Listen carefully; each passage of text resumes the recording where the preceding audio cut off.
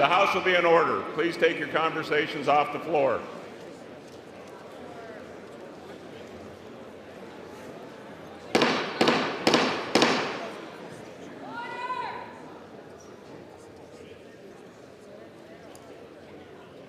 Chair recognizes the gentleman from Georgia. Mr. Speaker, Representative Tlaib has repeatedly made atrocious statements against our ally Israel and in support of Hamas, a terrorist group responsible for the largest massacre of Jews since the Holocaust.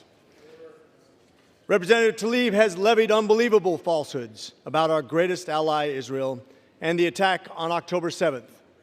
Recently, she even falsely blamed them for bombing the Al-Ali Arab Hospital, which all our current intelligence shows that Israel was not responsible.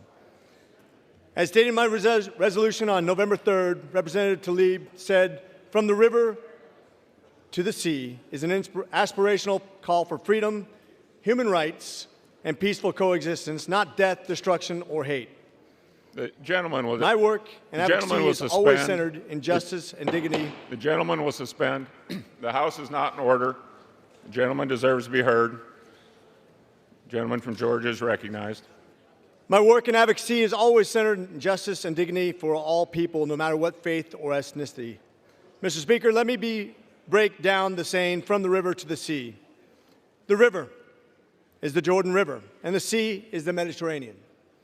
This is a call for the complete destruction of Israel. It's disgusting when it's used in its context that it was meant. Representative Tlaib boycotted Israeli President Herzog's address to Congress, releasing a joint statement with Representative Bush that said, bestowing President Herzog with the rare honor of a joint address to Congress while the Israeli apartheid government continues to enable and directly support racism and brutal settler attacks is a slap in the face to victims, survivors, and their loved ones.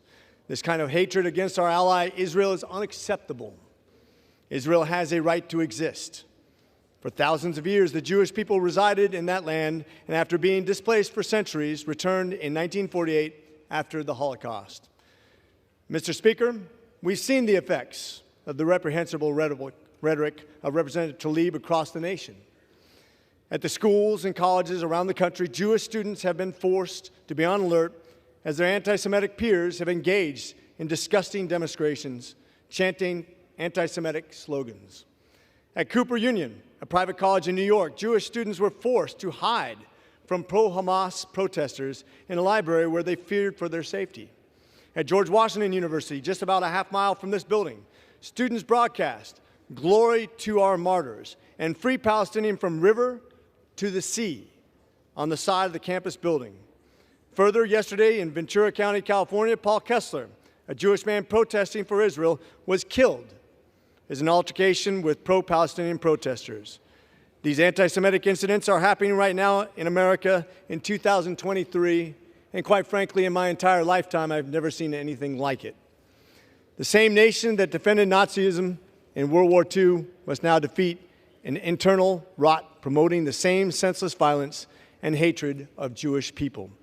It is a sad fact, but this type of anti-Semitic hate is being promoted by a small group of members in this body, chiefly Representative Tlaib.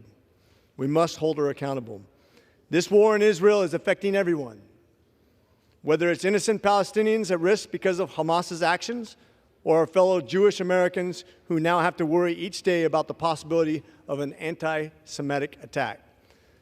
Or Sergeant Elishva Rose Ida Lubin, a young Jewish woman who was a member of the Israeli Border Police and grew up in Dunwoody, Georgia, who was killed by a Palestinian assailant. For the safety and security of our nation, we must continue to support Israel, a nation fighting for democracy, decency, and Western values. Representative Tlaib has undermined U.S. interests with their statements and must be censured. With that, I reserve.